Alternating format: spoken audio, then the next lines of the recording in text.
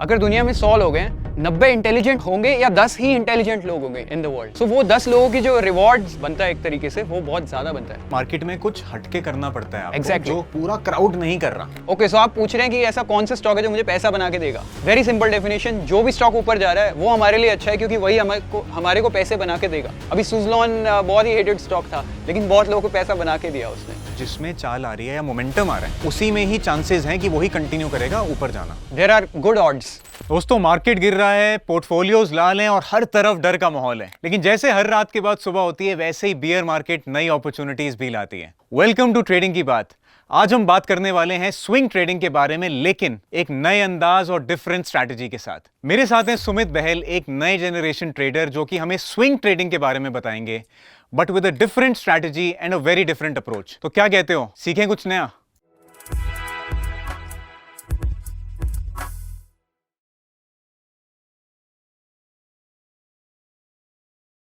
सुमित, मैं ये एपिसोड शुरू करूंगा by praising you. Well, for what reason? So यार, मेरे को बहुत अच्छा लगता है जब मैं किसी यंग ट्रेडर को मार्केट्स को रिस्पॉन्सिबली और एक मेच्योर वे में ट्रेड करता देखता हूं, तो I have to give you that.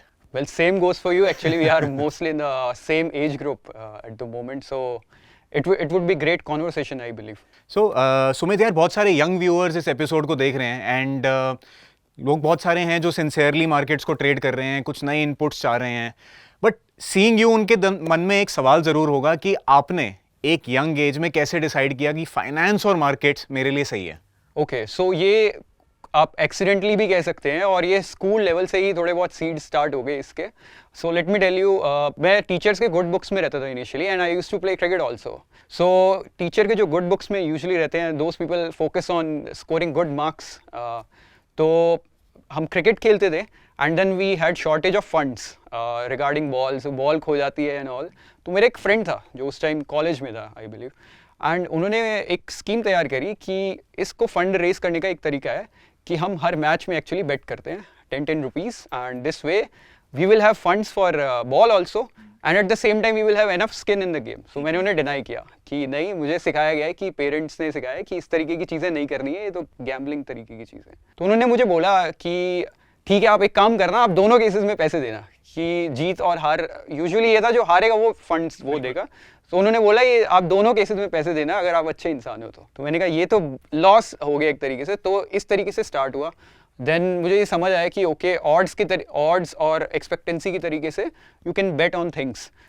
In the 7th class in school, I created this local Dream 11 thing which we see online actually. So वो स्कूल में मैंने क्लासरूम लेवल पर मैंने वो क्रिएट किया कि आप प्लेयर्स पे बेट करें और इस तरीके से फंड रेस करें।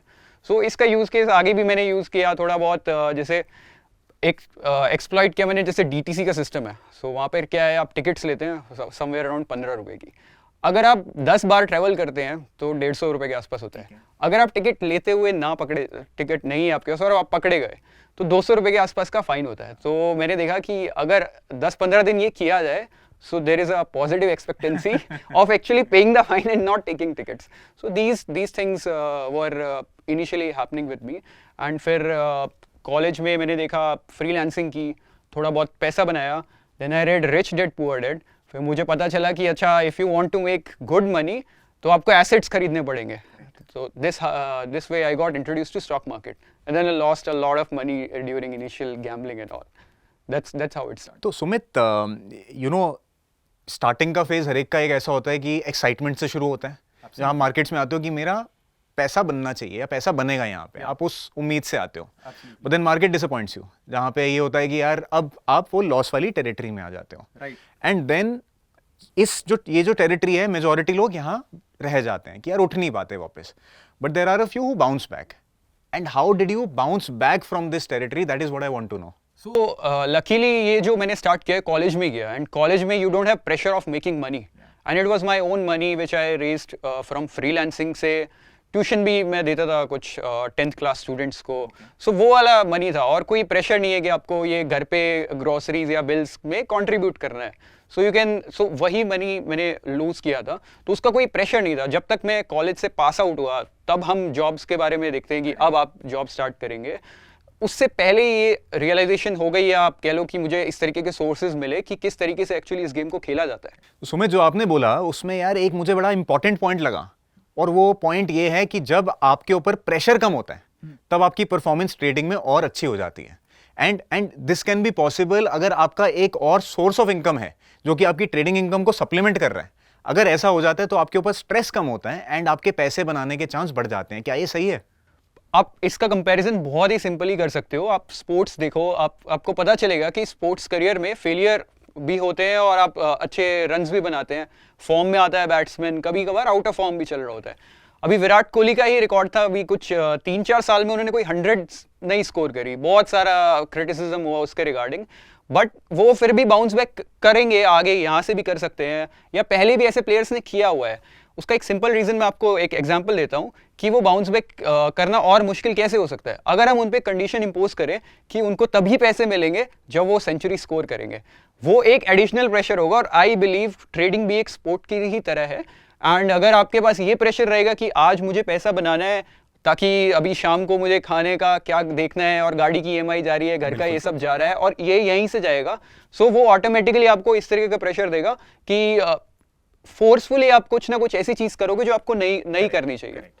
और सुमित, जो आपने यहाँ टॉपिक चूज करा है ये पर्सनली मुझे बहुत इंटरेस्टिंग टॉपिक लगता है, momentum burst and swing trading, की मोमेंटम से स्टॉक्स को कैसे पकड़ा जाए। तो before we dive deep into this और आपसे समझें कि ये पूरा स्ट्रैटेजी को कैसे यूज करना है, एक क्वेश्चन मैं पूछना चाहूंगा कि यार जब कोई बंदा ट्रेडिंग में नया आता है ना, एंड बहुत सारे हमारे जो यंग दोस्त हैं वो जब ट्रेडिंग में आते हैं तो उनको लगता है कि स्विंग ट्रेडिंग जो है इसमें पैसा नहीं बनता, पैसा बनता है तो एफएनओ में बनता है, करना है तो ऑप्शंस करने हैं। ओके, तो in your experience swing trading क्यों बेटर है, या why swing trading works for you and FNO आपने साइड पे रखा और कहा कि मैं यही करूंगा? सो इसका रीज़न बहुत ही सिंपल है कि जो ऑप्शंस में हम यूजुअली देखते हैं, जो इंटरनेट पे हम जितना भी देखते हैं, सोशल मीडिया पे, यूजुअली हम वो वाले ओटीएम ऑप्शंस के जो स्पाइक्स और ये सब देखते हैं कि ये ऑप्शन अगर आज आपने लिया होता तो ये 5 गुना हो गया, 10 गुना हो गया, इस तरीके की चीज़ें ही देखते हैं। But you know this thing कि ये हमेशा नहीं होता, प्लस उसमें नीचे के जो डाउन साइड रिस्क है वो आपको पता ही नहीं है, बस आप एक आउटकम देख रहे हो। और स्विंग ट्रेडिंग में थोड़ा एक तरीके से आपको लंबा सोचना पड़ता है, और लंबा तो ऑप्शन में भी सोचना पड़ता है, बट स्विंग ट्रेडिंग में आपको ऐसा नहीं दिखेगा ये स्टॉक आज डबल हो गया, ट्रिपल हो गया, तो इसीलिए इसकी हाइप थोड़ी कम है और ऑप्शन की हाइप इसीलिए ज़्यादा हो गई है। दोनों ही एक तरीके से ट्रेडिंग के तरीके हैं। मैं ये नहीं कहूँगा कि ऑप्शन में बहुत तेज़ी से पैसा बनता है, बट वो यूजुअली सोशल मीडिया पे इस तरीके से पोर्ट्रे किया जाता है। दैट्स व्हाई आई बिलीव, और यंग लोगों के पास कैपिटल इनिशियली स्टार्टिंग का इशू रहता है, तो वो ये भी चाहते हैं कि हमारी कैपिटल को जल्दी एक्चुअली ग्रो कर सके। क्या वो स्विंग ट्रेडिंग से भी बढ़ सकती है? 100%। I mean in option trading भी आपको थोड़ा लंबा ही सोचना पड़ेगा। आप एक दिन में ऐसा नहीं है कि आपकी कैपिटल 10x हो जाएगी। अगर आप ऐसा कुछ कर भी रहे हैं कि आपने 10 गुना पैसे कर लिए एक दिन में एक ओटीएम ऑप्शन खरीद के, आई बिलीव 2-3 दिन में आप वो वापस दे ही दोगे। तो चलो सुमित, आज का टॉपिक शुरू करते हैं और आपसे समझते हैं कि ये मोमेंटम बर्स्ट है क्या। ओके, सो सबसे पहले मैं ये बताऊंगा कि ट्रेडिंग जो है एक कॉम्पिटिटिव स्पोर्ट की ही तरह है, जहाँ पे आप डिसीजंस लेते हैं। एक तरीके से आपके अराउंड अलग अलग एनवायरनमेंट, अलग अलग सिनेरियोज क्रिएट होते हैं और आपको वहाँ पे डिसीजन लेके you have to win basically, and that's how it works. और ये इस गेम का रूल सिंपल है कि आप जो क्रिकेट में बैट बॉल होता है आपके पास, ठीक है, लेकिन यहाँ पे पैसे आपका एक तरीके से रियल मनी ट्रेड होता है यहाँ पे। एंड ये थोड़ा एडिक्टिव इसलिए है, बहुत एडिक्टिव है, बहुत ज़्यादा। और अभी हम देखते हैं कि almost every single person is just scrolling on their broker app और डीमेट अकाउंट, तो ये एडिक्टिव है। और ये इजी मनी तो 100% नहीं है, जो कि एक्चुअली अभी पोर्ट्रे किया जाता है ऑलमोस्ट हर जगह कि आपने एक बार पैसा बनाया, so you will tell your friend look I did this. So this is the reason कि people usually get trapped into it, but it's a tough sport just like any other sport. ठीक है। So next we will be discussing why people lose money in this. So number one thing we have, this is not a lottery or anything कि आप जल्दी पैसा बनाने की कोई ऐसी स्कीम है नहीं, जो कि लोगों के दिमाग में परसेप्शन रहता है, या आप इनिशियली जब ट्रेडिंग के बारे में सुनते हो तो ऐसी ही कहानी सुन के ही आप मार्केट में आते हो। So one of the reason. Number two thing कि इस गेम में डिसीजन की बहुत वैल्यू है। आपको लगता है आप स्क्रीन के आगे बैठे हो, कुछ काम नहीं करना, जबकि एक कोई भी बंदा जो सपोज मैकेनिकल इंजीनियर है या सॉफ्टवेयर इंजीनियर है, वो कोड कर रहा है कि आपको सिर्फ 2 बटन दबाने हैं, बाय और sell, and that's it, you will make money. But that's not how it works. You are being paid for making quality decision. And ये चीज़ मैंने ऑब्जर्व करी है कि a lot of people in the world are not quality decision maker. So आधे लोगों के लिए तो ये वैसे ही नहीं है, and they get into it, that's why they lose money. And this is again success rate इसी तरीके से है कि हर रिवॉर्डिंग चीज में सक्सेस रेट लो ही रहता है. आप कोई बिजनेस बिल्ड कर रहे हो, एक बिजनेस आप सक्सेसफुल देखते हो, लेकिन आप वो चीजें नहीं देखते जो ऑलरेडी फेल हो चुके हैं. मतलब कितने स्टार्टअप्स हैं, मेजॉरिटी स्टार्टअप्स 100% वो बैंकरप्ट या बंद हो जाते हैं. Yes. तो वो हम इग्नोर करके सिर्फ उनको फोकस करते हैं जो बड़े हुए हैं, क्योंकि यूनिकॉर्न्स वो बने एग्जिस्ट ही हैं. नहीं करते. Correct. राइट, सो वो वाली चीज है. सिमिलरली हम बॉलीवुड एक्टर्स देखते हैं कि कितना पैसा बनाते हैं, बट हम वो वाले बॉलीवुड एक्टर के बारे में कभी बात ही नहीं करते जो मुंबई में एक रूम में 6 लोग रह रहे हैं, स्ट्रगल कर रहे हैं. Similarly goes for athlete. हम देखते हैं कि athletes are top notch paid at the moment, उनकी ये ब्रांड डील्स सब कुछ होता है, लेकिन हम वो वाले एथलीट्स की बात ही नहीं करते जो लगे हुए हैं बहुत सालों से और उनका कहीं सिलेक्शन हो ही नहीं रहा. सो ऑल इन ऑल मतलब जो सेबी की फिगर्स हैं कि बहुत कम लोग पैसा बनाते हैं मार्केट में, वो सही है, लेकिन अगर आप उसको किसी भी और फील्ड से कंपेयर करो तो आपको सिमिलर स्टैटिस्टिक्स वहां भी देखने को मिलेंगे. 100%. मतलब कोई भी रिवॉर्डिंग चीज है वो इजीली अगर सबको मिलेगी तो वो ऑटोमेटिकली ही रिवॉर्डिंग नहीं है. So next I want to tell you about risk और ऑड्स के बारे में मैं बताऊंगा. जैसे ही आप मार्केट में कोई भी चीज बाय करते हो, आपका मनी उसी टाइम रिस्क पर है. अभी कुछ लोगों को यही नहीं पता होता कि कितना मनी रिस्क पर है. This is a very scary situation. And जो भी लोग सक्सेसफुल है इस मार्केट में, आप ऑप्शन ट्रेडिंग होगी या स्विंग ट्रेडिंग होगी, किसी भी फॉर्म में ट्रेडिंग, उनको अपना रिस्क पता होता है. Correct. This is very important कि आपकी डाउन साइड कितनी है. एंड आपकी जो बेट्स है, I am calling all the trades as bets, जो भी आप प्लेस कर रहे हो वो इस तरीके की होनी चाहिए कि जब आप पैसा गवाओ तो वो कम गवाओ, और जो आपके जो पे ऑफ्स हैं वो आप ज्यादा कमाओ बेसिकली. मतलब जाए तो कम जाए, आए तो ज्यादा है. क्योंकि आप 100% तो सही नहीं हो सकते. राइट, 100% तो कोई भी सही नहीं होता. प्रमोटर को भी नहीं पता होता कि ये कंपनी क्या करेगी. राइट, सो वो वाली चीज है. एंड अब मैं ऑड्स के एग्जांपल देता हूँ थोड़ा सिंपल टर्म्स में, कि अगर आपको किसी चीज पे बेट करना है, लेट्स अज्यूम आपको कोई बोल रहा है कि आइसक्रीम ठंडी होगी या नहीं, इसके ऑड क्या है. अगर आइसक्रीम ठंडी नहीं होगी तो वो आइसक्रीम ही नहीं रहेगी एक्चुअली. राइट, सो ये है आपके परफेक्ट ऑड्स. मतलब सक्सेस रेट 100%. हाँ, इस तरीके की चीज है कि हॉट आइसक्रीम एग्जिस्ट ही नहीं करती. ठीक राइट, है. देन एवरेज ऑड्स, एक हेड टेल का टॉस आप कर लो 50-50 odd, simple. Then low odds, जो अभी बहुत ही वायरल है कि निफ्टी 12,000 चले जाएगा. ठीक है, इसके ऑड्स बहुत ही कम है. मतलब इसकी पॉसिबिलिटी आई बिलीव, मैं सोचूं तो कोई न्यूक्लियर अटैक हो जाए, कोई फाइनेंशियल सिस्टम क्रैश हो जाए, शायद तभी ये 12,000. बेसिकली आपने प्रोबेबिलिटीज बताई हाई टू लोएस्ट प्रोबेबिलिटी. सो ये सिंपल किया है कि ऑड्स को किस तरीके से एनालाइज करना है, जज करना है. This will help you in taking decisions. Correct. So Sumit यार, आपने ये ऑड्स तो बता दिए, लेकिन क्या है, हमें तो चाहिए होली ग्रेल. हमें कोल्ड आइसक्रीम, ठंडी आइसक्रीम वाले ट्रेड्स ही चाहिए. तो क्या ऐसा भी कुछ एग्जिस्ट करता है कि मुझे सिर्फ वो ट्रेड्स मिले जिसमें 100% ऑड्स हो? ओके, सो होली ग्रेल जैसा कुछ एग्जिस्ट नहीं करता. आपको एक इक्वेशन पे सिंपली आपको एक फ्रेमवर्क डिसाइड करना पड़ता है, और उस इक्वेशन को मैं सिंपली बताता हूँ. क्योंकि आइसक्रीम ठंडी होने का, अगर आपसे कोई पूछेगा कि मैं आपको पैसे दूंगा कि ये आइसक्रीम बताओ ये ठंडी है या गर्म, इसके आपको कोई पैसे नहीं देने वाला. राइट, सो आपको मार्केट में भी इस तरीके की इक्वेशन बिल्ड करनी पड़ेगी कि कब मैं बेट प्लेस करूंगा, किस तरीके से मैं बेट प्लेस करूंगा, एंड देन क्या मेरा रिस्क रहेगा और कैसे मैं प्रॉफिट बुक करूंगा. सो इक्वेशन का एक सैंपल दिखाता हूँ, एक टेम्पलेट दिखा देता हूँ मैं आपको.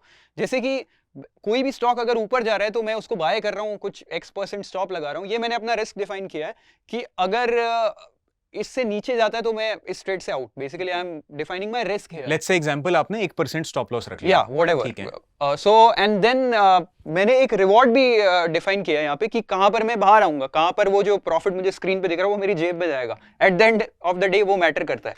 राइट, एंड सिमिलरली यहाँ पर मैंने अपनी स्ट्रेटजी की एक ये टेम्पलेट है, तो यहाँ मैंने एज्यूम किया कि 50% एक्यूरेसी के साथ मैं ये चीज करता रहूंगा और बार बार करता रहूंगा. ठीक है, बार बार सेम ही चीज कर रहा हूँ, क्योंकि मुझे ऐसा लगता है कि जब आप इसका मैथ्स एक बार आप देखोगे, जब आप 100 टाइम्स ये चीज करोगे और अगर आपके ये जो इक्वेशन में वेरिएबल्स है आप इनको इस तरीके से एडजस्ट करोगे, सो you will make net money after 100 events. तो मतलब सुमित आप कह रहे हो कि हम 100 ट्रेड्स लेते हैं, या 50 में हम सक्सेसफुल होंगे, 50 में पैसे हारेंगे.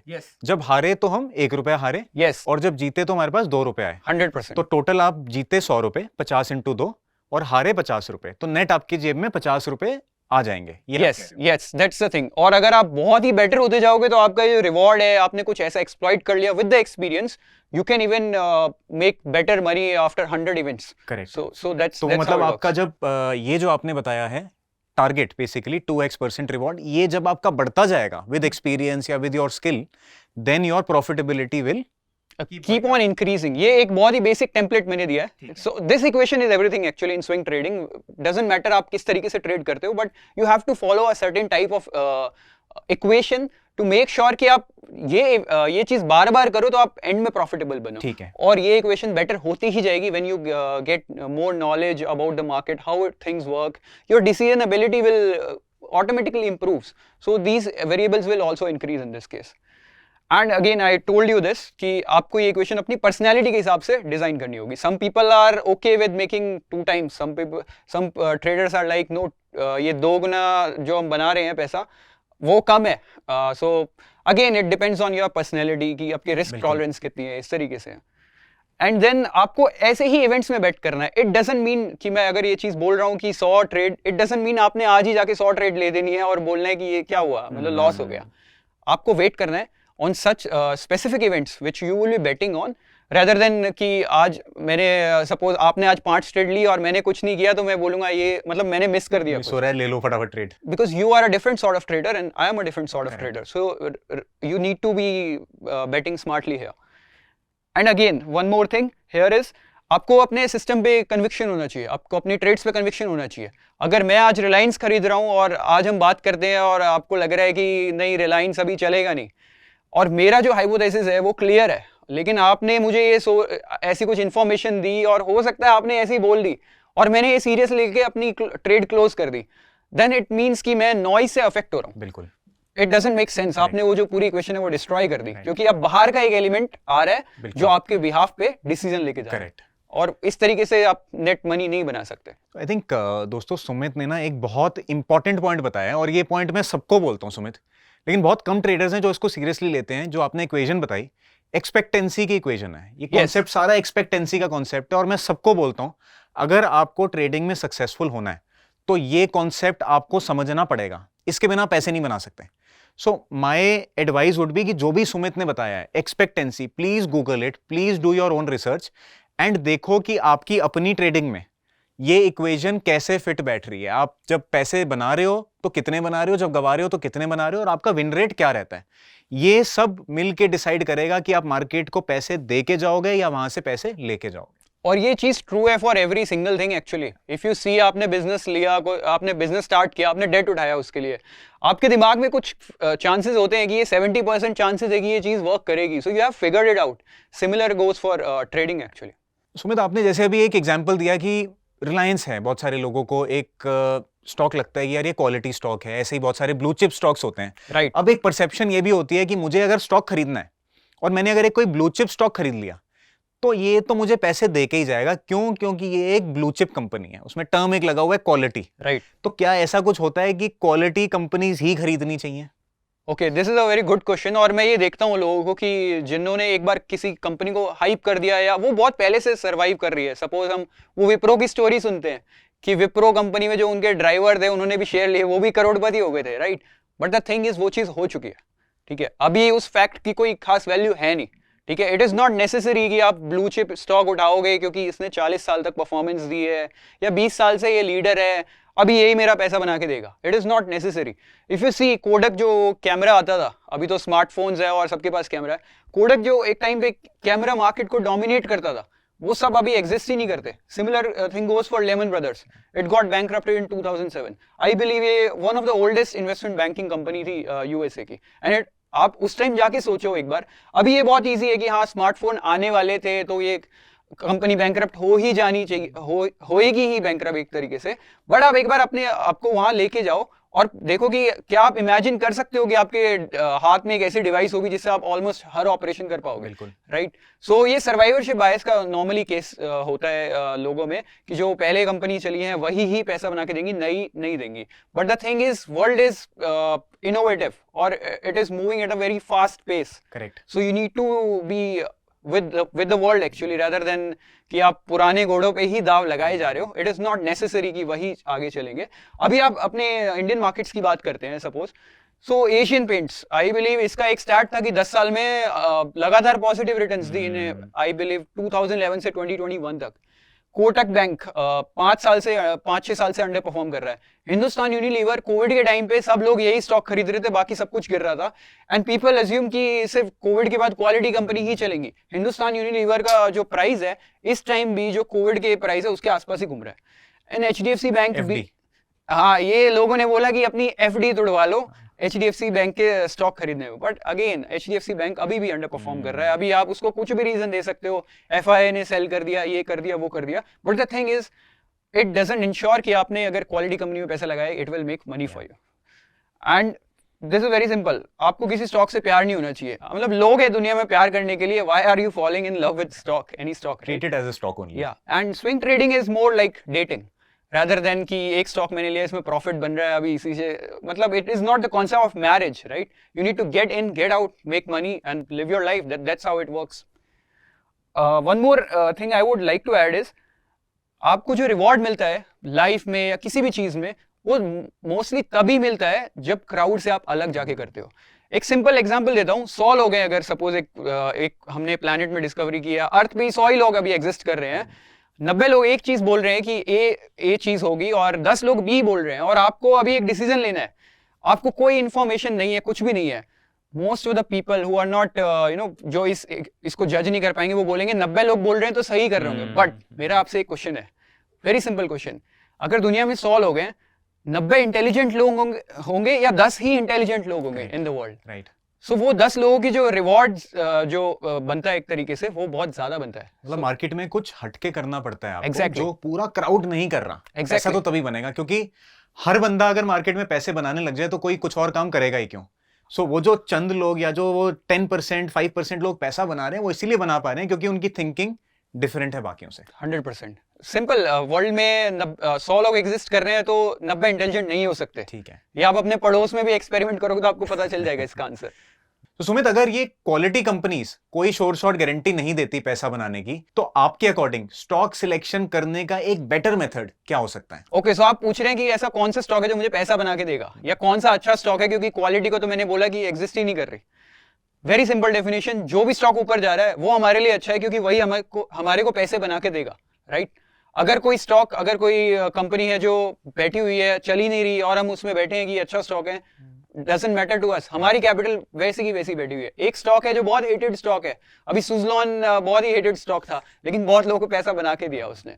हाँ, उसको रिस्क मैनेज करना is a different equation, that's a different ball game all together, लेकिन जो स्टॉक ऊपर जा रहा है वही हमारे लिए एक तरीके से अच्छे स्टॉक की डेफिनेशन। मतलब आप कह रहे हो जिसमें चाल आ रही है या मोमेंटम आ रहा है, उसी में ही चांसेस हैं कि वही कंटिन्यू करेगा ऊपर जाना। देयर आर गुड ऑड्स कि जो प्लेयर ऑलरेडी फॉर्म में है वो प्लेयर फॉर्म में ही रहने वाला है। एंड इसका सिंपल एग्जांपल है कि आपको जो चलती हुई ट्रेन में एग्जिट प्लान के साथ ही चढ़ना है। इस तरीके से नहीं, मैंने बोला कि जो ऊपर जा रहा है आपने उठा लिया, अभी आप क्योंकि उसका भी एक साइकिल है, अभी ऊपर जा रहा है वो, फिर लोग उसको भी हाइप करेंगे, क्राउड आ जाएगा उसमें, राइट? वो भी एक फिर क्वालिटी एक तरीके से, इस तरीके से, मतलब सब लोग वही कर रहे होंगे, but you need to figure out an exit plan for both things. मैं क्योंकि बोल रहा हूँ 100% एक्यूरेट कुछ भी नहीं होता, तो नीचे का भी आपके पास प्लान होना चाहिए कि इस ट्रेन से मुझे उतरना कब है, और जब भीड़ हो जाए ट्रेन में बहुत ज्यादा, सभी लोग एक ही डेस्टिनेशन में, तो भी आप एग्जिट लो।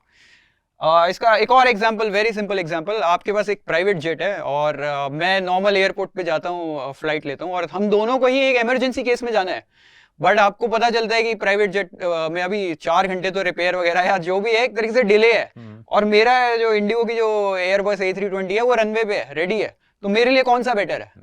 आप उसको ठीक है आप रखो, क्वालिटी रखो, लेकिन मेरे को इमरजेंसी केस है, अर्जेंसी के सिनेरियो है, trading is literally an urgency game, so I will probably board Indigo flight. तो देयर आर केसेस जहां पे जो चलती हुई चीज है वो आपकी सपोजेड क्वालिटी चीज से बेटर हो सकती है। आपको इमरजेंसी केसेस में आपको पहले ही आना पड़ेगा, अर्जेंसी केसेस में आपको पहले ही जाना पड़ेगा, तो आपको कोई भी ऐसा मेथड देखना पड़ेगा कि आप कैसे जल्दी उस पर जा सके, या वो चीज आप बैठे और वो चलने लगे, इस तरीके की चीज है। सिंपल एग्जांपल, अब आप बोलोगे कि इसका लीडर्स कैसे पता लगाएं, मतलब इंडिया में या दुनिया में इतने स्टॉक्स है, आप किस तरीके से बेट करोगे? वेरी सिंपल, मैंने बोला जो चलती हुई चीज है वही डेफिनेशन है गुड स्टॉक की।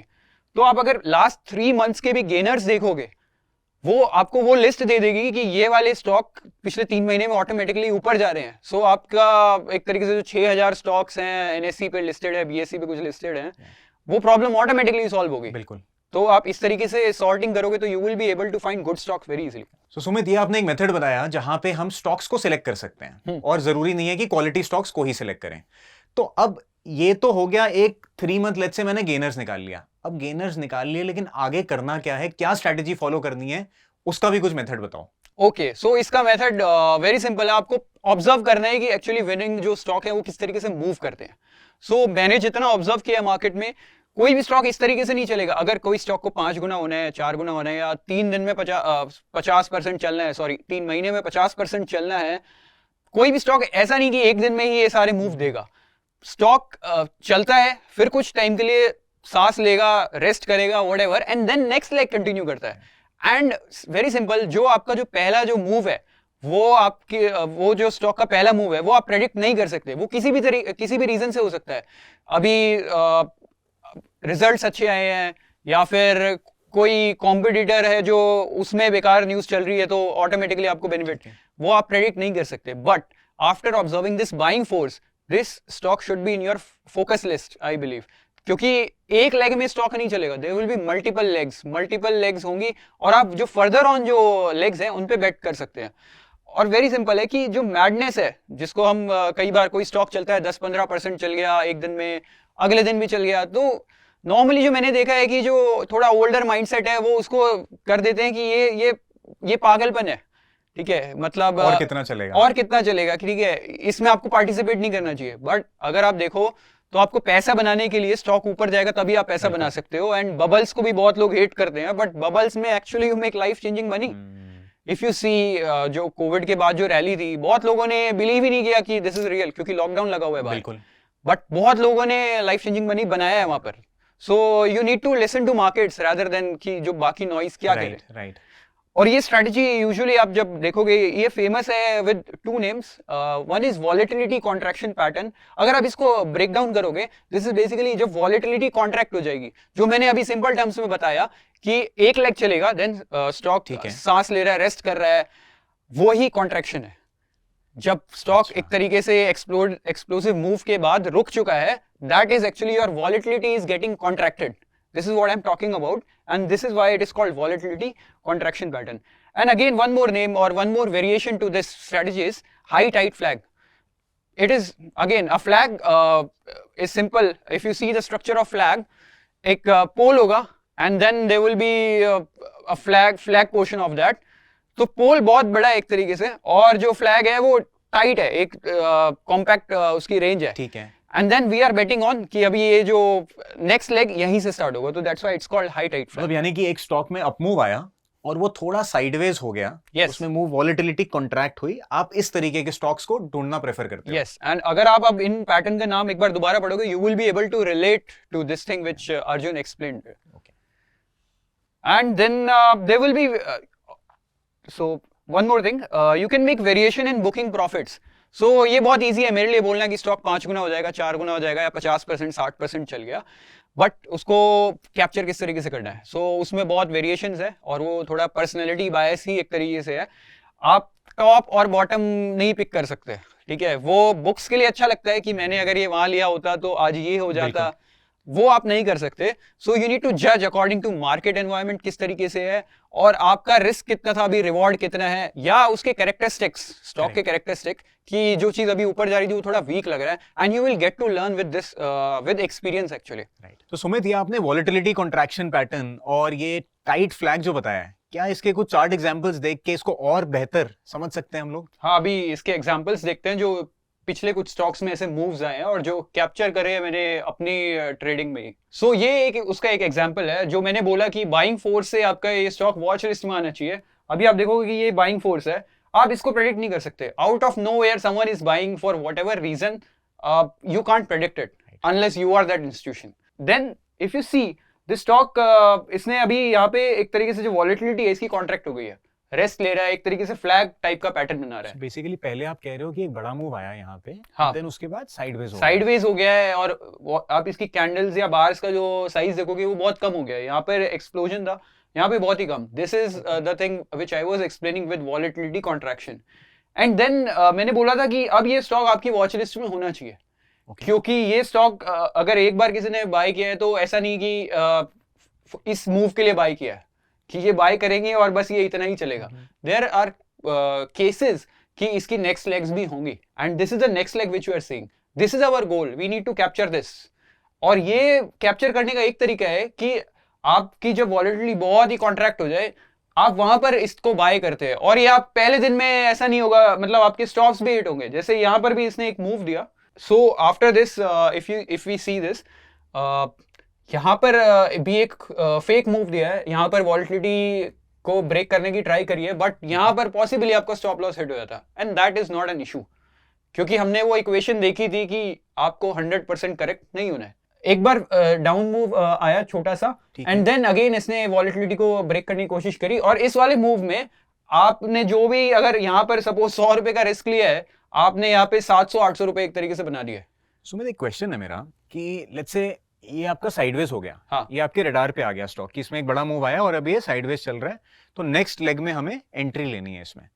तो जो आप एंट्री देखोगे, क्या जैसे वो एक बड़ी ग्रीन कैंडल बनी तो ये एक एंट्री पॉइंट होगा या कुछ और होगा इसका? जो बहुत ही शॉर्ट टर्म के लिए ट्रेड कर सकते हैं वो इसको भी कैप्चर कर सकते थे। और जो आपने बोला कि एंट्री पॉइंट किस तरीके से जज करना है, एंट्री पॉइंट हमारा होगा जब जितनी भी ये जो इनसाइड बार टाइप स्ट्रक्चर बनेंगे जहां पे वॉलेटिलिटी बहुत ही कम, मतलब स्टॉक के डे मूवमेंट बहुत ही कम हो चुकी होगी। और उसका एग्जांपल आप वॉल्यूम से भी ले सकते हो। वॉल्यूम यहाँ पे बहुत ज्यादा थी, अभी स्टॉक में किसी को इंटरेस्ट नहीं है। अभी यहाँ पर आप देखोगे जो वॉल्यूम्स है वो बिल्कुल ही ड्राई अप हो चुकी है, एंड इधर भी इस तरीके का सीन है। सो इसका मतलब क्या है कि जितनी भी थोड़ी बहुत भी जो सेलिंग, अगर कोई इंटरेस्टेड था सेल करने में या वो है, वो सब एग्जॉस्ट हो चुका है। अभी इस स्टॉक में थोड़ी सी भी बाइंग आएगी तो ये एक्सप्लोड होने के लिए रेडी है। Okay, so these are the signs which you can use to improve your situational awareness to place your bets. और मैंने बोला आपकी पहली बेट यहाँ पे फेल भी होती तो यहाँ पे आप कुछ भी अगर रुपए गवाते आप उसका 5-7 टाइम्स इसमें इजीली बनाते। Got it. एंड सिमिलरली इसने वही पैटर्न आप देखोगे यहाँ पे, explosive move with explosive volume, again ये साइडवेज हो गया। एंड जितनी भी छोटी जो कैंडल्स बनी है, ये जो वॉलेटिलिटी कॉन्ट्रैक्ट हो गई थी, आप देखोगे इनकी भी जो वॉल्यूम्स है वो बहुत ही कम है। किसी को इंटरेस्ट नहीं है स्टॉक को अभी यहाँ पे ट्रेड करने में। इंटरेस्ट था जो इस पार्टी को था, और वो अभी साइलेंटली बैठी हुई है। सो सुमित, ये जैसे वॉल्यूम्स यहाँ पे बहुत ड्राई हो गई हैं, तो क्या एक बड़े वॉल्यूम बार का वेट करना भी एक टाइप ऑफ एंट्री हो सकती है कि जब तक वॉल्यूम नहीं आती हम एंट्री नहीं लेंगे? ओके, मैंने जब शुरुआत की थी मैंने आपको बताया था कि जो क्राउड कर रही है हमें वो नहीं करना है। बहुत सारे लोग वॉल्यूम कंफर्मेशन का वेट करते हैं और बोलेंगे कि वी विल एंटर हियर, या आपको मोस्टली जो बुक्स में दिखेगा कि आप वॉल्यूम कंफर्मेशन का वेट करो, बट उसमें एक कॉस्ट है। क्या गारंटी है कि अगर मैं वॉल्यूम कंफर्मेशन का वेट करके एंट्री करूं कि ये स्टॉक चलेगा? इसकी कोई गारंटी है नहीं, वो वहां से भी फेल हो सकता है। सो मेरा बहुत सिंपल लॉजिक है, you have to be in that big volume candle rather than entering after the big volume candle. Only then you will make big money. And it is okay. I mean, you are predicting on which does not have 100% accuracy. You will fail at times. That is absolutely okay. क्योंकि मैंने बोला था उस situation में आपको जो downside risk है वो कैप्ड है, और आपको पता है जब रिवॉर्ड आएगा तो बड़ा आएगा। अगर 1-2 अटेम्प्ट लगते हैं स्टॉक को, आपने पहले ट्राई करा इन सिग्नल्स के बेसिस पे कि अभी वॉल्यूम बहुत ड्राई हो चुकी है और इनसाइड बार को क्रॉस कर रहा है, सपोज जैसे ये केस था एक, ये भी इससे ट्राई किया, इसके हाई को काटने की कोशिश करी, बट वो मूव सस्टेन नहीं हुआ। That is okay. आप स्टॉप ज्यादा से ज्यादा क्या होगा, आप स्टॉप लॉस ही गवाओगे। जब नेक्स्ट अटेम्प्ट लिया तो आपने फिर से पैसा बनाया, एंड इसके बाद ये चलता ही चलेगा स्टॉक। और अब मैं आपको एक सिंपल चीज बताता हूं, जो मैंने आपको बोला था कि आपको वो नहीं करना है जो क्राउड कर रही है। ये लोगों की लाइमलाइट में यहां पर आएगा, या आप कहीं भी सोर्सेज में पढ़ोगे कि ये स्टॉक 70% चल गया, 50% चल गया पिछले 6-7 दिन में। आपको वहां पर बाय नहीं करना है, आपको वहां पर तो उन लोगों को ही सेल करना है जो यहां पर बाय करने आ रहे हैं, those are your counter party. और this is how it works, right. One more example, Tesla. अभी एलन मस्क बहुत रिलेटेड थे डोनाल्ड ट्रंप के, and he won the election. So obviously उनका एक तरीके से उनके लिए इजी हो जाएगा अभी यूएस में, क्योंकि is connected to president, it will help in business और whatever reasons, right. So if you see, जब ये इवेंट हो रहे थे, इलेक्शन इवेंट, मैंने बोला था वॉल्यूम किसी भी इवेंट से आ सकती है, right. And due to this election, this was an event which actually created some buying force. You can easily see these big volume and big candles. This is where you should be alert कि इस stock में अभी कुछ हो रहा है, और ये आपकी वॉच लिस्ट में इधर ही आना चाहिए।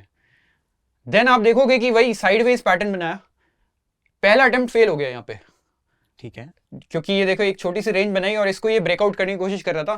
This attempt was a failure. Okay, then again it took some rest, and जैसे ही इसके हाई को काटा, इट स्टार्टेड इट्स जर्नी, और अभी ये चलता ही जा रहा है।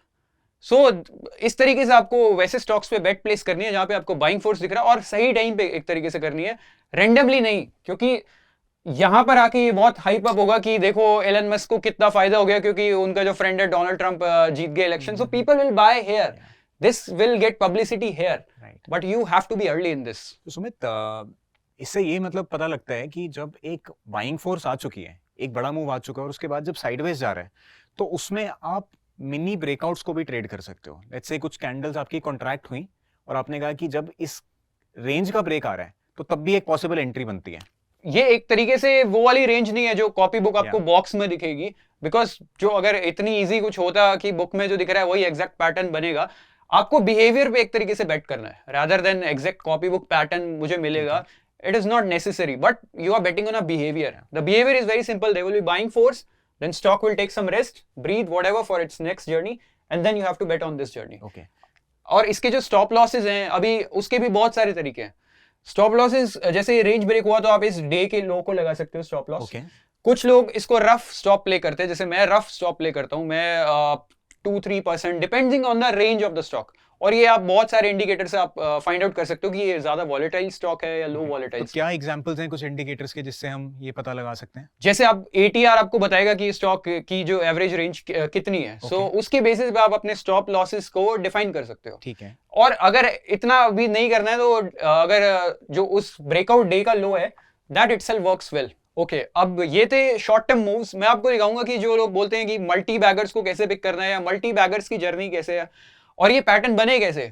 आप वेरी सिंपल है, आप मेरे 2 चार्ट पे यकीन मत करो, आप हिस्ट्री जाके पढ़ो कि मल्टी बैगर्स मूव कैसे करते हैं। मैंने बोला था वो एक दिन में ही 100-200% का मूव नहीं देंगे, जो आप साल के एंड में जो मीडिया में रिपोर्ट्स पढ़ते हो कि इस साल इस स्टॉक ने इतना मूव दिया। सो उनका एक सिंपल पैटर्न होता है, वो वर्टिकली एक ही दिन में नहीं जाते और वहां पे फ्रीज हो गए पूरे साल के लिए और बाद में हम बोलेंगे कि 200% चल गया, ऐसे नहीं होता। So let me show you the journey of how multibagger works. So defence sector बहुत हॉट था और one of the defence sector stock, we will explore the journey of this stock in 2023। If you see there was a huge candle for volume and also for the price move. This is our initially buying force, क्योंकि 6000 stock है, हमें ये बताने नहीं आएगा कि मैं चलने वाला हूँ। You have to figure that out and this is the first indicator कि बाइंग फोर्स आई है। सिमिलर कॉन्सेप्ट चलेगा। Then again stock went sideways, then first leg sideways, another leg.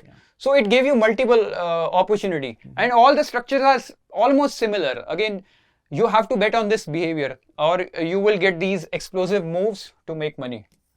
मतलब बार बार ये पैटर्न रिपीट होता है मल्टी बैगर्स के case में कि पहले एक अप लेग आती है, साइडवेज जाता है, कॉन्ट्रैक्ट करते हैं या फ्लैग पैटर्न बनता है, उसके बाद वो लेग दोबारा रिज्यूम होती है। तो स्टॉक की एक जो जर्नी है मल्टी बैगर तक की, तो वो कुछ इसी तरीके से चलती है और आपको मल्टीपल एंट्रीज और एग्जिट्स देता है बीच में। सो यही मैं चीज आपको बता रहा हूँ कि इसकी कोई सर्टेनिटी नहीं है, क्योंकि यही ब्रेकआउट फेल भी हो सकता था, लेकिन ये एक मल्टी बैगर स्टॉक है और हम देख रहे हैं कि मल्टी बैगर स्टॉक में भी ये पैटर्न चल रहा है। यानी कि आप जो चाह रहे हो शुरुआत से, जब हम शुरू करते हैं कि हमें तो मल्टी बैगर चाहिए या ऐसे स्टॉक चाहिए जो तेजी से चलने वाले हो, अगर उसमें रिपीट हो रहा है तो देयर आर बेटर चांसेस कि you will be able to find दो stocks by using this simple logic कि आपने बाइंग फोर्स ढूंढी, उसका वेट किया, क्योंकि ये सब बाद में आपको पता चलेगा कि ये स्टॉक मल्टी बैगर हो गया जब ये इस लेवल पे आ गया। लेकिन आप इस जर्नी का पार्ट बन सकते हो एक तरीके से और आप पैसा बना सकते हो। I think the only thing to take care is कि जो आपने एक तो एक्सपेक्टेंसी की इक्वेशन बताई थी एंड दी अदर कि आपका इसमें रिस्क कंट्रोल्ड हो और आप उतनी बेट्स ले पाओ कि 10 में से अगर आपके 3 या 4 ट्रेड्स ही चलने हैं तो आप उन 6 में इतना पैसा मत गवा दो कि आप वो 4 ले ही ना पाओ। एग्जैक्टली यही सिंपल लॉजिक आपने करना है। आपने जो एग्जांपल दिया कि 10 में से 3-4 भी अगर ट्रेड चल गई और आप उसमें एक सिंपल एग्जांपल देता हूं एक्सपेक्टेंसी का कि 3 ट्रेड में आपने 5 टाइम्स बनाया आपने रिस्क का। सपोज एक सिंपल एग्जांपल लेते हैं कि आपका स्टॉप इधर होता 4-5% और व्हाटएवर, बट अगर ये कुछ 15-20% मूव करके जा रहा है तो आप 4-5 टाइम्स बना रहे हो। For average case we are taking 5%, 3 बार आपने पैसा बनाया, सो 3 into 5 is 15 and 7 times you lost the money. That is absolutely okay because आपने तो डाउनसाइड अपना कैप किया हुआ ना, क्योंकि अगर ये स्टॉक इस तरीके से नीचे गिरता, let it be, it doesn't matter to us because we are exiting here. बिल्कुल। Again, we are not falling in love with any stock or anything, right? So इसलिए वो इक्वेशन आपको नेट पैसा बना के देगी। Correct.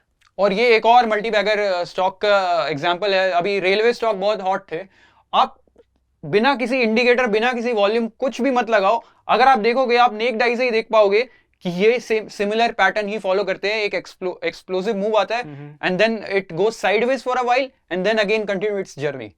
You have to make sure कि you don't enter here. यहां पर ही सबसे ज्यादा हाइप होगी, everyone will be talking about it. आपके कलीग्स, आप ऑफिस जाओगे, सब बोलोगे कि आपने ये स्टॉक लिया है या नहीं। आप पड़ोस में बाहर निकलोगे, आप बोलोगे, सब लोग ये बोलेंगे कि आपने ये स्टॉक लिया है या नहीं। और आपको ये भी नहीं पता कि ये जर्नी कब रुकेगी, बट हमें उससे कोई मैटर करता ही नहीं, क्योंकि अगर सपोज ये जर्नी यहीं पर ही खत्म हो जाती है, और ऐसा होता है बहुत सारे स्टॉक में, ये तो सक्सेस वाले केसेस हैं, जो फेलियर वाले केसेस हैं उनमें ऐसा होगा, तो आपके पास एक सिंपल सी कॉस्ट है कि आप स्टॉप लॉस देके आप बाहर आ जाओगे। आई थिंक आपका जो मेथड है वो दो चीज़ें कर रहे हैं, एंड वन इज कि एक तो वो मोमेंटम बर्स्ट सिस्टम बड़े ट्रेड्स को पकड़ने में मदद कर रहा है, और दूसरा वो आपको इस टाइप की एंट्रीज से भी बचा रहा है कि जहाँ पे स्टॉक ऑलरेडी बहुत चल चुका है तो आपको वहाँ एंटर ही नहीं करना है। तो आई फील कि ये डुअल बेनिफिट आपको दे रहा है 100%, क्योंकि हमने सिंपल रूल यही है कि हम इस मूव, जो पहला मूव है, जब हाइप वाला मूव है, हम उसमें पार्टिसिपेट करते ही नहीं है, हम तो वेट कर रहे हैं नेक्स्ट लेग का। और अगर कोई गलती से भी इनिशियली जब आप स्टार्ट करोगे तो आपको आपकी बहुत सारी एंट्रीज इस तरीके से होंगी कि आप सही से टाइम नहीं कर पाओगे, बहुत सारे फेलियर होंगे, बट आप अगर अपना रिस्क मैनेज करोगे, एक छोटे अकाउंट पे ट्रेड करोगे to get better with this thing, तो भी आपके कुछ कॉस्ट है नहीं। अगर आप गलत भी एंट्री करते हो तो आप छोटा सा स्टॉप लॉस लेके बाहर आ सकते हो। और इतने सारे स्टॉक्स हैं, अगर बेकार से बेकार मार्केट भी होती है तो भी there is bull run somewhere in the entire universe. Okay, so आप किसी में भी ये बेट प्लेस करके you can go on. Correct. Now Sumit, ये आपने मूव्स तो दिखाए, लेकिन ऑफन परसेप्शन ये होता है कि जो ऑल टाइम हाई पे स्टॉक्स चल रहे हैं उनमें अब मूव नहीं आएगा कि और कितना चलेगा, ये क्वेश्चन होता है। तो इन स्टॉक्स में, जैसा कि आपने कहा कि आप तो एक कॉन्ट्रेरियन व्यू ले रहे हो कि इन स्टॉक्स में ही टेंडेंसी है कि जो ऊपर जा रहा है वही और ऊपर जाएगा, बट ऐसा होता है तो क्यों होता है? ओके, सो बहुत सारे लोगों को सिंपल ये रहता है कि मार्केट में कि हमें ऐसे स्टॉक लेने हैं जो गिर गए हैं या डिस्काउंट पे मिल रहे हैं, और उसको हम डिस्काउंट भी बोलते हैं। इनफैक्ट हम ये बोल देते हैं कि ये स्टॉक 50% डिस्काउंट पे मिल रहा है, सेल लगी हुई है, सेल, जिस तरीके से कपड़े खरीद रहे हैं। बट द थिंग इज, जब आप कपड़े खरीदने जाते हो, आप शर्ट खरीदने जा रहे हो, ये जब आपने डिस्काउंट पे खरीदी है, एमआरपी पे खरीदी है, इसकी यूटिलिटी अभी भी सेम है। आप 50% उस पर भी खरीदोगे, इसको कम पैसे देके खरीदोगे, आप इस शर्ट को पहन के बाहर जाओगे।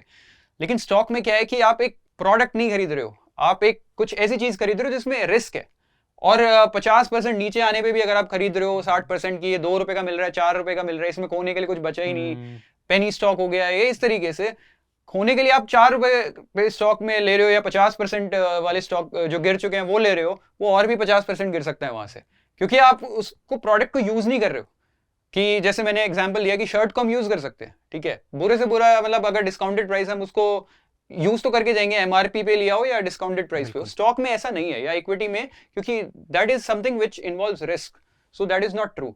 नाउ विल टॉक अबाउट कि कौन से ऐसे स्टॉक्स हैं जो एक्सप्लोसिव मूव्स देने की टेंडेंसी ज्यादा रखते हैं। अभी हमने कुछ ऐसे देखे स्टॉक जो मल्टी बैगर्स के हमने एग्जांपल लिए, तो मल्टी बैगर्स को अगर ऊपर जाना है तो ये 100% है कि उसको ऑल टाइम हाई बनाने ही पड़ेंगे, अनलेस कोई बहुत ही टर्न डाउन स्टोरी है, that's a different thing. But 99% cases जितने भी बिग विनर्स हैं वो ऑल टाइम हाई बनाएंगे, तभी तो मतलब मल्टी बैगर्स कहलाएंगे, राइट, तभी वो रिटर्न्स देंगे। तो उनकी टेंडेंसी ऑटोमेटिकली हाई क्यों हो जाती है वो मैं अब आपको बताऊंगा। और along with these stocks, all time high वाले स्टॉक के साथ, मैं आपको एक और चीज बताऊंगा कि आईपीओज में भी ऐसे एक्सप्लोसिव मूव्स आने की टेंडेंसी क्यों ज्यादा होती है। ठीक है, तो जैसे ही आईपीओज अगर लिस्ट हुए हैं तो उनका कुछ पोर्शन साइज होगा, सपोज 500 करोड़ कि इतना ही उन्होंने शेयर्स जो है सेल के लिए निकाला है अपने आईपीओ इशू में। तो 500 करोड़ में सबका पेट नहीं भरता है, ठीक है, फंड्स को करना है, बड़ी बाइंग करनी है, लेकिन वो कंपनी डिसाइड करती है कि मैं कितने का इशू लेके आ रहा हूँ। तो क्या कर सकते हैं वो लोग, अगर उनमें एंट्री, अगर वो स्टॉक मुझे चाहिए ही चाहिए और मेरे पास बहुत बड़ा फंड है, तो मैं क्या करूंगा, ओपन मार्केट से ही खरीदूंगा। सो जो इनिशियल जो सेलिंग है वो प्रमोटर्स ने कर दी है या किसी ओल्ड इन्वेस्टर्स ने, वो आईपीओ इवेंट के दौरान ही हो चुकी है। अभी बात आती है, अभी म्यूचुअल फंड हो गए या फंड में जितने भी इस तरीके के इंस्टीट्यूशन है, वो खरीदेंगे तो कहाँ से खरीदेंगे, वो मार्केट में जाके खरीदेंगे। और वो कोई 200 500 1000 रुपए की बाइंग नहीं कर रहे, या कि 500 रुपए की एसआईपी नहीं कर रहे, कि वो जब बाइंग करते हैं तो बड़ी बाइंग करते हैं, और बड़ी बाइंग से बड़े मूव्स आने की टेंडेंसी बहुत ज्यादा होती है। जो ऑल टाइम हाई वाले स्टॉक्स हैं उनमें ऐसे चांसेस क्यों है कि वो ऑल टाइम हाई और मारते जाएंगे, ऐसा क्यों है, जबकि ये केस सबसे मुश्किल है। लोगों को वो स्टॉक डेंजरस लगने लगते हैं कि नहीं ये बहुत ऊपर आ चुका है, अभी इससे ऊपर नहीं जाएगा, इसकी जर्नी खत्म, ठीक है। उसका सिंपल रीजन है कि आपने कोई स्टॉक देखा 100 रुपए पे है, अभी उसका ऑल टाइम हाई 100 रुपए था, तो उसके इन्वेस्टर्स किस किस भाव पे होंगे, 80 रुपए पे किसी ने खरीदा होगा, 70 रुपए पे किसी ने खरीदा होगा। अगर वो 120 रुपए पे गया ही नहीं कभी, तो 120 का बायर वहां पे कभी होगा ही नहीं। अब मैं आपको एक सिंपल एग्जांपल देता हूं, कुछ स्टॉक है जो बीटन डाउन है। एक और सिंपल एग्जांपल, 1000 रुपए का शेयर होता था, आज उसकी वैल्यू है 100 रुपए। इसके इन्वेस्टर किस किस रेट पे फंसे होंगे, ऊपर के रेट्स पे, ऊपर के रेट पे 200 पे फंसा है, कोई 300 पे फंसा है, कोई 400, कोई एवरेज करके बैठा है। तो वेट क्या कर रहे होंगे लोग कि इन स्टॉक्स में जैसे ही रैली आए भाई मुझे बाहर निकलना है, क्योंकि मैं बहुत पहले से फंसा हुआ हूं। तो मेजर केसेस में ऐसे स्टॉक में बहुत ज्यादा सप्लाई रहती है, सप्लाई ऑलमोस्ट 100 हर जगह से ही रहती है। रिटेल इन्वेस्टर फंसा हुआ है, कोई फंड फंसा हुआ है, कई बार तो प्रमोटर्स ही बाहर निकलने की सोच रहे हैं कि अभी कंपनी डेड, मेरे को बाहर निकलना है, ठीक है। तो इसलिए जो ऑल टाइम हाई वाले स्टॉक्स हैं उनमें ये केस है ही नहीं। ऊपर जो आप एक बार ऊपर आ गए, सिंपल है, आप रोड पे चलते हो बहुत ट्रैफिक जैम होता है, आप जब प्लेन में होते हो ऊपर कोई ट्रैफिक का सीन ही नहीं है। बाकी इसके एडिशनली 2 बोनस टिप्स और दूंगा, एडवाइस दूंगा, जो आपकी एक्यूरेसी या आपकी जो एक्सपेक्टेंसी है उसको इंक्रीज कर सकते हैं। सो हर स्टॉक का एक फ्लोट होता है, यानी कि अगर कोई भी स्टॉक की मार्केट कैप इस तरीके से है और लेकिन उसका पब्लिकली ट्रेडेड कितना माल अवेलेबल है मार्केट एक्सचेंज पे कितना है, भाई मुझे अभी जाके खरीदना है तो एक्सचेंज पे कितना माल अवेलेबल है, वेरी सिंपल। जितना कम माल अवेलेबल है, अगर इसको लोग यूजुअली बोल देते हैं कि ये बहुत डेंजरस है, एंट्री एग्जिट के लिए डेंजरस है, बट मैं अगेन वही बोलूंगा, जो क्राउड सोच रही है आपको उससे अलग सोचना है। डेंजरस वो हमारे लिए नहीं है, डेंजरस फंड्स के लिए। फंड्स को बहुत बड़ा एग्जिट और एंट्री करना है और उस स्टॉक में थोड़ी सी भी बाइंग सेलिंग करेंगे तो बहुत ज्यादा उनको स्लिपेज फेस करना पड़ेंगे। बट वो हमारे रिटेल लेवल पे वो कहीं से भी डेंजरस नहीं है, और थोड़ी बहुत बाइंग आने पे उनमें जो एक्सप्लोसिव मूव्स है वो आता है। ठीक है, यही रीजन था कि जो अडानी एंटरप्राइजेस या अडानी के जितने भी स्टॉक्स हैं हमने देखे, उसमें प्रमोटर होल्डिंग बहुत ज्यादा थी और फंड्स ने भी काफी उसको ऑन किया हुआ था। तो एक्सचेंज में ही थोड़ा बहुत माल था, थोड़ी बहुत बाइंग आएगी and it will explode. Correct. Same went for our railway stocks in last 2 years. This happened in this case. Second bonus tip कि आप एक सेक्टर को देखो, जब आप, मैंने बोला कि 3 महीने की लिस्ट बनाओ, आप उसमें कुछ ये ढूंढने की कोशिश करो, ऑब्जर्व करने की कोशिश करो कि इसमें कौन से सेक्टर के स्टॉक ज्यादा हैं, किस सेक्टर में मूव आ रहा है। हाँ, मतलब आप ऑटोमेटिकली जब देखोगे, जब 3 महीने के उसमें तो लीडर्स ही आने हैं, कोई लैगर्ड्स तो आएगा नहीं। तो आप ये देखोगे कि सपोज आपने लिस्ट बनाई 3 महीने गेनर्स वाली, और आपने उसमें आपने बोला कि मैं 300 ही स्टॉक देखूंगा। इस 300 में कितने फार्मा के स्टॉक हैं, कितने आईटी के स्टॉक है। अगर एक टाइम पे आईटी के स्टॉक उस 300 में बहुत ज्यादा है, या आपने पिछले वीकेंड पे यही लिस्ट बनाई थी और अभी आईटी के स्टॉक बढ़ गए हैं, इससे क्या पता चल रहा है कि आईटी के स्टॉक में एक ट्रेंड बन रहा है, यानी कि सब ही चल रहे हैं, और ये आपको एक टेलविंड देगा, जो कि आपके नॉर्मल जो स्टॉक्स हैं उनको भी अप मूवमेंट जाने में हेल्प कर सकता है। आपकी जो लिस्ट में अगर कोई पर्टिकुलर सेक्टर में ज्यादा स्टॉक्स आ रहे हैं तो एक ट्रेंड दिख रहा है कि ये सेक्टर में अभी फिलहाल अच्छी मूवमेंट आ रही है। There is a possibility of this, और आपने देखा है सेक्टोरल ट्रेंड्स इस तरीके से ही चलते हैं। आपने 2005 से 2007 की मार्केट आप एक्सप्लोर करोगे तो इंफ्रा हो गया, रियलिटी हो गया, इस तरीके के स्टॉक्स चले। देन आपने पोस्ट कोविड जो 2020 से 2021 तक देखा, आपने बहुत सारे फार्मा नेम्स देखे, वो चले। और अभी मैंने एग्जांपल दिया कि रेलवे स्टॉक्स 2 साल पहले चले। तो ये बहुत सिंपल है कि इसमें आपके चांसेस बढ़ जाते हैं कि आपको वो विनिंग स्टॉक जो फाइंड कर रहे हो वो थोड़ा इजीली मिलेंगे, आपको पता है कि ये उसी सेक्टर का है, दिस अ गुड चांस। सो अब मैं आपको कुछ आईपीओस की एग्जांपल दूंगा जो मैंने अभी डिस्क्राइब किया कि क्यों आईपीओस एक्सप्लोसिव मूव देखते हैं। ठीक है, आप इरेडा को देखो, रिसेंटली जब ये लिस्ट हुआ पहले ही दिन इसने 20% का सर्किट मारा, और लिस्टिंग गेन्स भी अच्छे हुए थे, उसके ऊपर भी 20% का सर्किट मारा, एंड देन कुछ टाइम के लिए एक तरीके से साइडवेज गया। It kept on going, hitting highs and highs again and again. Same goes for AWL। आप फिर से देखोगे इनिशियली बाइंग फोर्स कोई इंटरेस्टेड था इसमें, देन अगेन टाइट हुआ, एक और लेग इसने स्टार्ट करी। सो आईपीओस में ये मूव्स उसी रीजन की वजह से आ रहे हैं जो हमने अभी डिस्कस किया कि कोई फंड इसको बाय कर रहा है। Correct. और उसको अपॉर्चुनिटी अभी मिली है बाय करने की। एंड एक और आईपीओ है, you can see all those characteristics similar है सब में। एग्जैक्टली, जो बिहेवियर पे मैं ज्यादा बात करूंगा इसमें, मतलब बिहेवियर पे आप बेट प्लेस करें रादर देन कि कोई कॉपी बुक पैटर्न और ये। ठीक है सुमित, बहुत सारे लोग ऐसे होते हैं कि सिर्फ हमें FNO स्टॉक्स में काम करना है, निफ्टी 50 स्टॉक्स में काम करना है, तो ऐसा भी कुछ है या एक बड़ा यूनिवर्स होना चाहिए हमारा? Okay, so very simple thing कि आप हाथी को देखो और एक कुत्ते को देखो। एलिफेंट जो है, जो डॉग्स है, उसे स्लो मूव करता है, dogs can run quicker, and you need to bet on something which is moving quicker. So I will avoid those elephants because they tend to move little slowly. Further more वो उसमें futures भी है, कोई उसको short कर रहा है, किसी ने उसके फ्यूचर शॉर्ट किए हुए हैं, तो उसकी जो अपसाइड के जो चांसेस है ना, उसको केज एक तरीके से किया हुआ है। बहुत सारे ऐसे सिनेरियोज हैं, एंड जबकि स्मॉल कैप और मिड कैप में वो इशू है नहीं, थोड़ी मार्केट कैप ही कम है, थोड़ी बहुत भी बाइंग अगर आती है, कोई भी इंटरेस्टेड हुआ तो वो एक्सप्लोर करने के उनके चांसेस ज्यादा होते हैं। फर्दर मोर, जब आप अपने बैंक में बैंक बैलेंस चेक करते हो, आपका बैंकर आपसे ये नहीं पूछेगा कि ये किस स्टॉक में आपने पैसे बनाए, एज लॉन्ग एज आपने कोई क्राइम नहीं किया हुआ, इट वर्क्स फॉर यू। तो सुमित, ये स्टॉक सिलेक्शन की आपने बात की, हमें बता दिया कि स्टॉक्स को पिक कैसे करना है।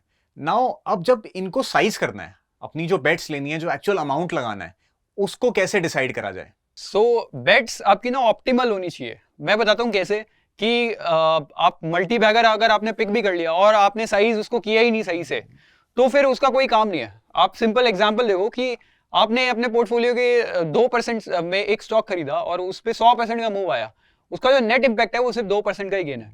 आप इंटरनेट पे जाके, सोशल मीडिया पे जाके बेशक ये बोलो कि कैसे मैंने मल्टी बैगर फाइंड आउट किया, बट नेट आप उस पे जो आपके अकाउंट पे जो इंपैक्ट है वो बहुत ज्यादा नहीं आया। जबकि एक सिंपल एग्जांपल देता हूं, अगर आप 20% मूव, जो मैंने वो बर्स्ट के एग्जांपल्स दिए, आपने वो 20% अपना जो पोर्टफोलियो है उस साइज पे अगर कैप्चर भी कर लिया तो आपको 4% इंपैक्ट देगा। वो आपको उसमें ये चाहिए ही नहीं कि आप 100% 200% विनर्स पूरा होल्ड करना पड़ेगा, और वो ऑटोमेटिकली भी टफ होता है, मेंटली भी टफ होता है। आप इस स्मॉल मूव्स को फास्ट चर्न करके भी अपना अकाउंट है जो अच्छे से ग्रो कर सकते हो। और एक और बोनस एडिशन है इसमें कि आपको एब्सोल्यूट अमाउंट में नहीं सोचना है, आपको परसेंटेज में सोचना है। अगर आप सपोज आज 100 रुपए लगा रहे हो, आपका अकाउंट अभी 1-2 साल बाद डबल हो गया है या इस तरीके से ग्रो कर रहा है, और आप फिर भी 100 ही रुपए लगा रहे हो, तो आपने एक बहुत इंपॉर्टेंट मिस्टेक कर दी है। आपको परसेंटेज के टर्म्स में ही रिस्क लेना है, तभी आपका जो कंपाउंडिंग के बारे में हम बात करते हैं वो तभी प्ले करेगी। I think it's a very important point जो सुमित ने बोला है कि फॉर एनीबडी जो ट्रेड कर रहा है, डज नॉट मैटर कैपिटल कितनी है, स्टार्ट थिंकिंग इन परसेंटेजेस। तो जब आप इस माइंडसेट पे आ जाते हो कि एब्सोल्यूट से परसेंटेज में हो जाते हो, तो आपकी ग्रोथ भी, I think it becomes a little easier to scale up. और वो जो कंपाउंडिंग के जो हम इतने सारे एक्सपोनेंशियल कर्व देखते हैं, उसमें जो आप अगर एग्जांपल देते हैं, निफ्टी में आपने इतना पैसा लगाया, वो जो गेन्स के ऊपर जो गेन्स बन रहे हैं, उस वजह से ही वो कर्व की जो एक्सेलरेशन है इतनी तेज हो रही है। वही सेम कॉन्सेप्ट आप ट्रेडिंग में भी अप्लाई कर सकते हो, लेकिन आप एब्सोल्यूट अमाउंट से ना सोच के आपको परसेंटेज में सोचना पड़ेगा उसके लिए। यार गेन्स की बात हुई, लेकिन प्रॉब्लम तो कहाँ आती है? लॉसेस में आती है कि बहुत से लोगों को इशू आता है लॉसेस कट करने में, और वही दिक्कत है जिससे उनका अकाउंट बढ़ नहीं पाता कि प्रॉफिट तो छोटा आया लेकिन लॉस ले लिया बहुत बड़ा। तो उसका क्या सोल्यूशन है? मैं आपको बहुत ही सिंपल एग्जांपल दूंगा जिससे आपको पता चलेगा कि अगर लॉस ना कट करे तो कितना बड़ा क्राइम है। आप 3 ट्रेडर्स के यहाँ पे स्टैट्स देखेंगे जिनकी कैपिटल 100 रुपए से स्टार्ट होती है। पहले साल में ट्रेडर 1 ने 30%, देन ट्रेडर 2 ने 50, अनदर ट्रेडर मेड 100%। जो अपना पहला ट्रेडर था वो थोड़ा रिस्क एवर्स बंदा था, थोड़े बहुत प्रॉफिट बनाता था, थोड़ा ही रिस्क लेता था, 30% ही क्लॉक किया। उसने तीनों साल 30-30 बनाया। 30-30 बनाया, ठीक है। एंड देन जो सेकंड वाला जो ट्रेडर है उसने सेकंड ईयर में 25% लॉस कर दिया, ऑल्दो उसने फिर कम बैक किया 50% थर्ड ईयर में। जो थर्ड ट्रेडर है वो बहुत ही हाई रिस्क है, हाई रिस्क की पर्सनैलिटी टाइप ट्रेडर है, और अपने लॉसेस कट नहीं कर रहा है या गेन्स एक तरीके से नेक्स्ट लेवल लेवरेज पे खेल रहा है, कुछ भी रीजन हो सकता है। पहले साल 100% बनाया, अगले साल 50% गवा दिया, एंड देन थर्ड ईयर में वो आके बोलता है कि मैंने फिर से 100% क्लॉक किया। अब आप नेट गेन्स देखो एक बार, तो आपको पता चलेगा कि कौन सा ट्रेडर एक्चुअली पैसा बना रहा है। और इसमें ये भी आप देखिएगा कि इन दोनों ट्रेडर के केसेस में कितना ज्यादा स्ट्रेस होगा। ये वाली फिगर्स तो मैंने सिर्फ डाली है, बट आप अज्यूम करें कि यहाँ पर इस ट्रेडर पे कितना स्ट्रेस होगा और इस ट्रेडर पे कितना स्ट्रेस होगा। और मैंने शुरुआत में ही बोला है कि ट्रेडिंग डिसीजन मेकिंग का गेम है। The moment you get stress, your decision quality will Erode. Consistency is the key. Exactly, and ये तभी अचीव की जा सकती है जब आप बड़े लॉसेस ना लो। अब सुमित, बड़े लॉसेस से यार दिमाग में आता है मार्केट क्रैश। अब हर एक को ना एक डर लगता है कि जब मैं स्टॉक्स में ट्रेडिंग कर रहा हूँ, व्हाट इफ रात को कुछ हो जाए, रात को कोई ऐसी न्यूज आ जाए जिससे अगले दिन मार्केट लोअर सर्किट पे खुल जाए या बहुत बड़ा गैप डाउन हो जाए और उस वजह से लॉसेस हो जाएं। तो ये मार्केट क्रैश या गैप डाउन से बचने का भी कुछ तरीका है, या इसका क्या वे आउट हो सकता है? सो मार्केट क्रैश आप प्रेडिक्ट नहीं कर सकते, लेकिन ये चीज आपने कोई भी चीज प्रेडिक्ट करनी ही नहीं थी, आपने सिर्फ रिएक्ट करना था। जैसे ही आपने बोला कि मार्केट क्रैश हो रहा है, तो आपको इनिशियल साइंस मिलेंगे, या आपने इनिशियली जो लॉस देखा, आपके लॉस जो गैप डाउन का केस है बहुत ही अनफॉर्चुनेट वन है, आपके लॉस लिमिट से बाहर लॉस दिख रहा है आपको, तो आपको वहीं पे कट करना है, नंबर 1 थिंग। और अभी जो रीसेंट मार्केट क्रैश है वो जैसे मैंने कैसे अवॉइड किया उसका एग्जांपल देता हूं। जो अभी 5-6 महीने से थोड़ी बियर मार्केट टाइप जो वाइब चल रही है, वो कैसे अवॉइड किया। ऑटोमेटिकली जो आपके स्टॉप्स हिट शुरू हो जाएंगे, हिट होना, ऑटोमेटिकली आप कैश में आ जाओगे। आपको प्रेडिक्ट नहीं करना है small cap mid cap index या कितना गिरेगा, ये आपको टेंशन ही नहीं है, क्योंकि अगर नीचे आएगा तो आपके स्टॉक्स भी नीचे आएंगे और आपके स्टॉप्स हिट हो जाएंगे।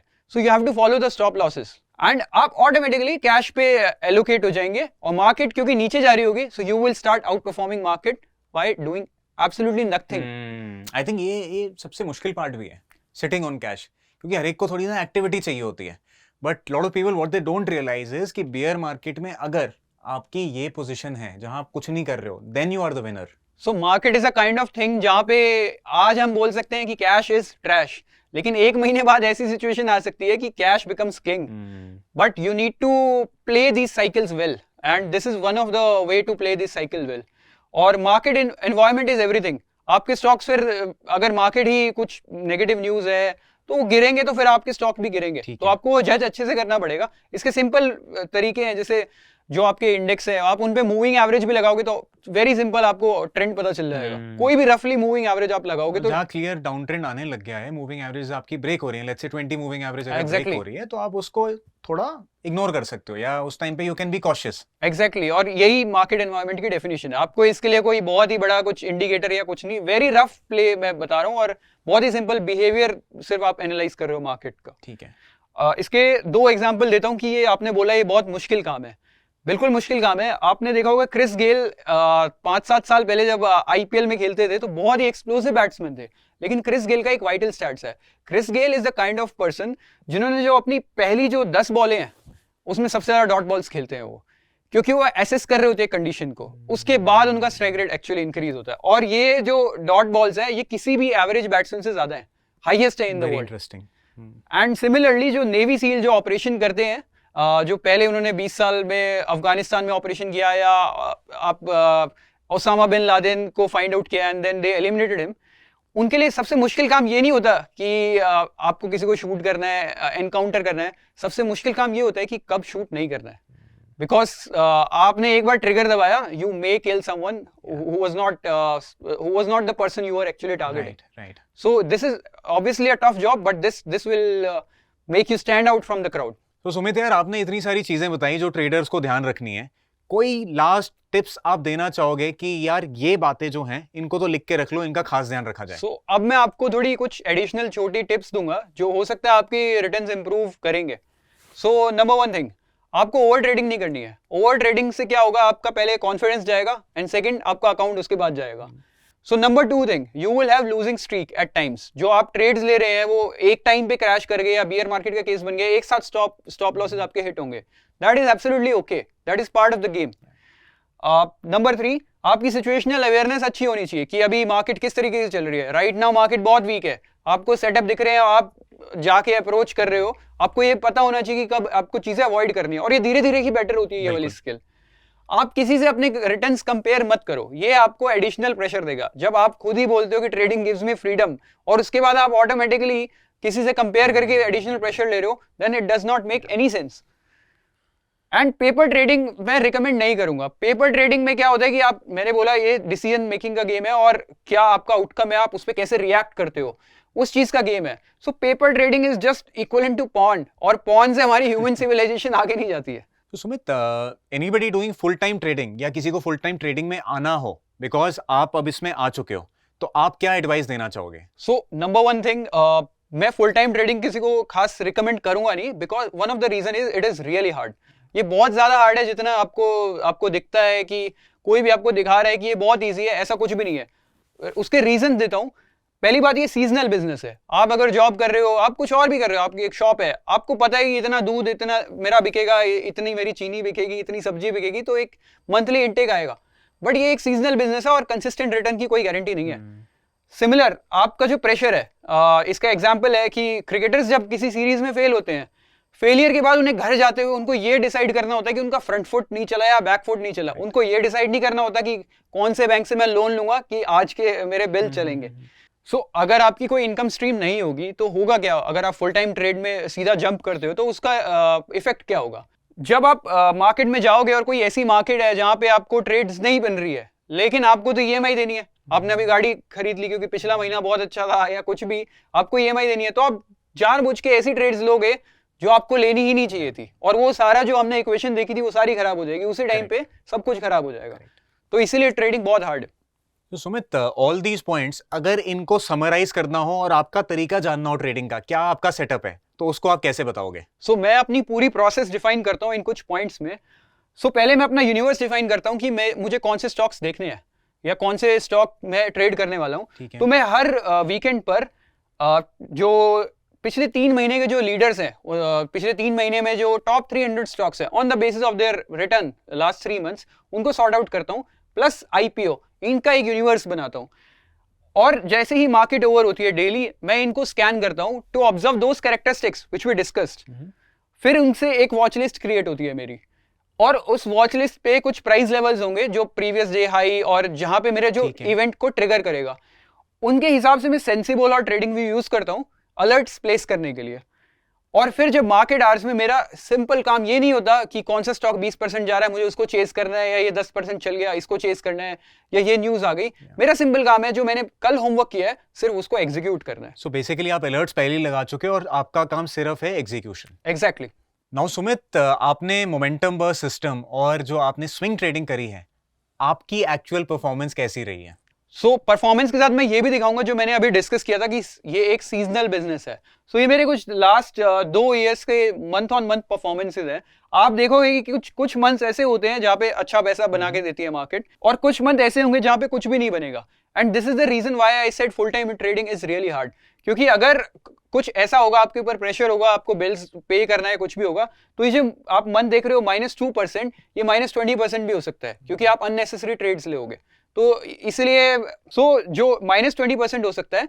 And you can observe that seasonality factor in these last 2 year performance. I think एक चीज जो और मैं देख पा रहा हूँ यहाँ पे कि आपके लॉसेस बहुत छोटे हैं कंपेयर टू गेन्स. और जैसा कि आपने पहले कहा था, वो एक्सपेक्टेंसी की इक्वेशन यहाँ पे दिख रही है कि पैसा जब जा रहा है वो बहुत ही कम जा रहा है. मैक्सिमम ये हुआ है कि 1 महीने का गेन गया है, लेकिन जब बना है तो कंपेयर टू लॉसेस वो बहुत ज्यादा बना है. And that is why your performance has been so good. Because you have to react on market condition. जब जून जुलाई में market was good, so I made money in this. And कई बार आपका खुद का भी फॉर्म ठीक है डिस्टर्ब होता है, बट उस केसेस में आपके लॉसेस स्मॉल ही होने चाहिए. आपका ये कोई एक्सक्यूज नहीं होना चाहिए कि इस टाइम मैं सही से फील नहीं कर रहा तो मैंने अपना 50% अकाउंट दे दिया. Correct. वो हमने अभी देखा था 3 ट्रेडर्स का एग्जाम्पल कि उस टाइम से होता क्या है, मतलब नेट इम्पैक्ट ईयर वाइज बहुत ज्यादा आता है उससे. सुमित, ऑफन लोग ये पूछते हैं कि आपने ट्रेडिंग सीखी तो सीखी कहाँ से? क्या कुछ ऐसे रिसोर्सेज हैं, बुक्स हैं जो आप रेकमेंड करना चाहोगे? So anything you would want to tell our viewers? So these are the books which I found really good in learning about the markets. जो आप टॉप 3 बुक्स देख रहे हैं, जैसे मार्क मिनोविनी ने एक लिखी है think and trade like a champion, यहाँ से मेरे को ये सब समझ आया था कि आपको 100% एक्यूरेट होना जरूरी है नहीं. और बाकी जो 2 रेड में आप रिसोर्सेज देख रहे हो, कूला मैगी के जो ब्लॉग्स हैं और वीडियोस हैं, और एक और स्टॉक भी जो ब्लॉग है, यहाँ पर आपको मिलेंगे जो रिसोर्सेज मोमेंटम बर्स्ट के बारे में. So these 3 things will help you to learn all these things which we just discuss. And बाकी मेरी कोई जनरल रिकमेंडेशन है जो मुझे पसंद आई. नॉर्मली मार्केट्स के जो वेटरन्स हैं और पहले जो हिस्टोरिकल चीजें हुई हैं, उनके बारे में कुछ मेरी रिकमेंडेशन रहेगी ऑडियंस के लिए. तो सुमित यार, जैसा कि मैंने स्टार्टिंग में ही आपको एक प्रेस दे दी थी कि फॉर अ यंग गाय इतनी मेच्योरिटी एंड समझ मार्केट्स के बारे में is commendable. So I have to give you that. And जो भी आपने शेयर किया, आई एम श्योर कि व्यूअर्स के लिए वो बेनिफिशियल होगा, उनको कुछ नया सीखने को मिलेगा एंड वो ट्रेडिंग अपनी बेहतर कर पाएंगे. सो आई होप जो भी मैंने शेयर किया है, इससे जो जितनी भी ऑडियंस है उनको ये हेल्प मिलेगी कि कैसे लॉस को कट करना कितना इंपॉर्टेंट है. और वो जो इक्वेशन मैंने डिस्क्राइब करी कि मार्केट का सारा गेम उसी पे ही डिपेंडेंट है. So I hope it was good conversation with you. Absolutely, Sumit. Thank you very much for joining us. Thank you for the invite.